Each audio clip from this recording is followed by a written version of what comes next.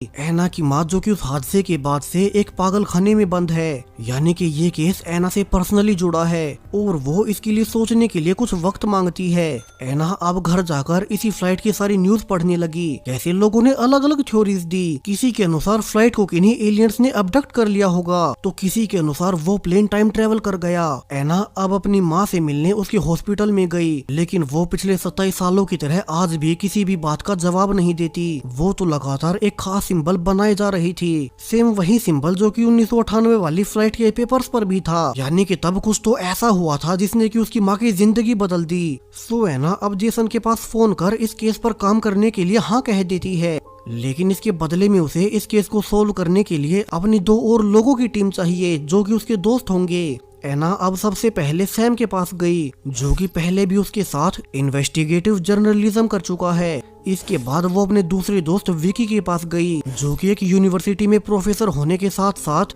Quantum physics में बड़ा researcher रह चुका है। और चूंकि उस फ्लाइट इंसिडेंट में साइंस इन्वॉल्व हो सकती है, तो प्रोफेसर विकी उसके बहुत काम आएगा। सो ऐना और सैम अब दोनों एक साथ जल्दी से उसी औरत के घर जाकर जांच शुरू करते हैं, जिसके पास 27 सालों के बाद उसके पति का कॉल आया था। उसने रिवील किया कि उसका पति फोन पर बहुत घबराया हुआ था कि प्लेन से नीचे उतरने के बाद उसके आसपास का सब कुछ बदल गया, मानो ये उसकी दुनिया ही ना हो। और जब तक वो अपने पति से ये पूछ पाती कि उनकी फ्लाइट 27 सालों से कहाँ थी, तब तक उसका फोन ही कट गया।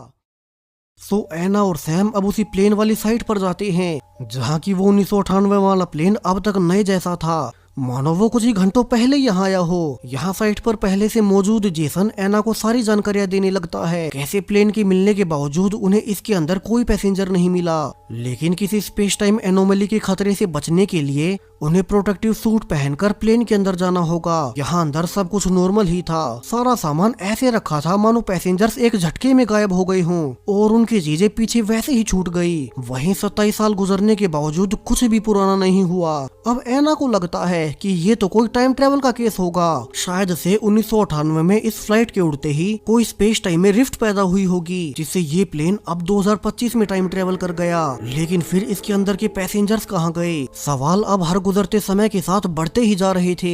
ऐना अब पैसेंजर्स की लिस्ट से लेकर सीट्स तक सब कुछ शुरू से जांचने लगती है और उसे एक जानकारी हाथ लगी। कैसे प्लेन के पीछे वाली 5 सीट्स पर सामान तो वैसे का वैसे मिला, लेकिन वे 5 पैसेंजर्स उस प्लेन में नहीं थे। ये सब इन डॉक्यूमेंट्स में भी टिक किया गया है। सो ऐना अब उन्हीं 5 पैसेंजर्स के बारे में जानकारी निकालने के लिए फ्लाइट कंपनी के आर्काइव रूम में जाती है, क्योंकि उस वक्त तक सारे रिकॉर्ड्स हाथ से ही डॉक्यूमेंट किए जाते थे। जल्दी ऐना को वे 5 नाम मिल भी गए। तो अब उन्हें उन 5 लोगों की जानकारी निकालनी होगी। वही जेसन